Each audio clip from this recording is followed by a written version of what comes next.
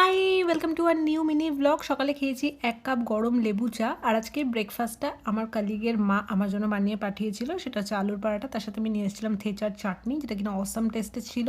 আর এখানে দুপুরবেলাতে কিছু খেতে ইচ্ছা করছিল না বলে কাপ্পা নুডলস খেয়েছি। আর কাপ্পা নুডলস আমার শুধু ম্যাগিরই ভালো লাগে, আর কোনো ব্র্যান্ডের না। এখানে তারপর খেলাম হচ্ছে 4 পিস মতো চকলেট। তারপর মামার বাড়ি গিয়ে খেলাম লিকার চা, 2টো বিস্কিট। আর এখানে সবার সাথে বসে আমি একটু আড্ডা দিচ্ছিলাম। সবাই বলতে দিদা ছিল, রসগোল্লা, ভাইয়া, মামি, মামা, সামনে যেহেতু বিয়ে বাড়ি, তো আমাদের প্রচুর কথা আছে এখন। এটার সাথে নীল নীল পাঞ্জাবি দেখি, এইদিকে সামনে করে। ও এই পড়ে গেল। এটা কে পড়বে? তুই একদম বড় সুন্দর হয়েছে, ব্লেজার ব্লেজার সুন্দর হয়েছে। এটা কে পরবে? রসগোল্লা তুই পরবি? দাঁত নেই, পাঞ্জাবি পরে হেভি ফর্মা। হ্যাঁ, ও তিনজনেরই ব্লেজার, আর তিনজনেরই অলমোস্ট সেম কালারের। ভালো হয়েছে, বাট ভালো হয়েছে। তিনজনেই ব্লেজার পরবে মানে মামা, ভাইয়া আর রসগোল্লা, তিনজনেরই জামার কথা এখানে আমাকে বলা হচ্ছিলো। সবার জামা কাপড়ই আমি দেখলাম, শুধু আমি রসগোল্লাটাই শ্যুট করেছি।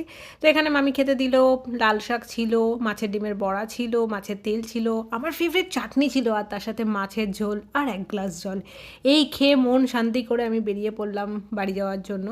আর আজকে আমি অটো করেই যাব, কারণ খাবার এত খাওয়া হয়ে গেছে। বাবা এখন হাঁটতে হবে খানিকটা রাস্তা, আমাকে মামা বাড়িতে আসলেই খুব বেশি বেশি আমার খাওয়া হয়ে যায়।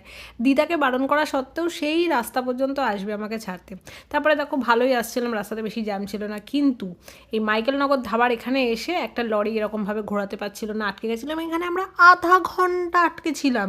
লরিওয়ালা পেছোতেই পাচ্ছে না, পাশের লরির দাদা ড্রাঙ্ক ছিল, সে এসে ঝামেলা করছিল। এর একটা টাইমের পরে এমন হয়ে গেছিলো কি লরি ধাক্কা মাক্কা যাকে পারছিল মেরে ব্যাক করার চেষ্টা করছিল। আর সেখানে আমি একদম প্যানিক করে গেছিলাম। শুধু আমি না, গাড়িতে যারাই বসেছিল সবাই প্রায় চিৎকার চেঁচামেচি করছিল। আমার চোখ মুখের অবস্থা দেখলে এখানে তোমরা বুঝতে পারবে আমার ভয়ে কী অবস্থা হয়েছিল। আমি পেছনে দেখছিলাম যে আমাদের অটোওয়ালাকে বাধ্য হয়ে পেছনে সরতে হচ্ছিল, এবং পেছনে অনেক গাড়ি ছিল, সেই গাড়িগুলো তো ধাক্কা লেগে যাচ্ছিল না, মানে কী একটা সিচুয়েশন হয়ে গেছিলো। তারপর যাই হোক যানজট ছাড়িয়েছে, সেই ঝামেলা থেমেছে, এবং তারপরে রাস্তা পুরো ক্লিয়ারই ছিল।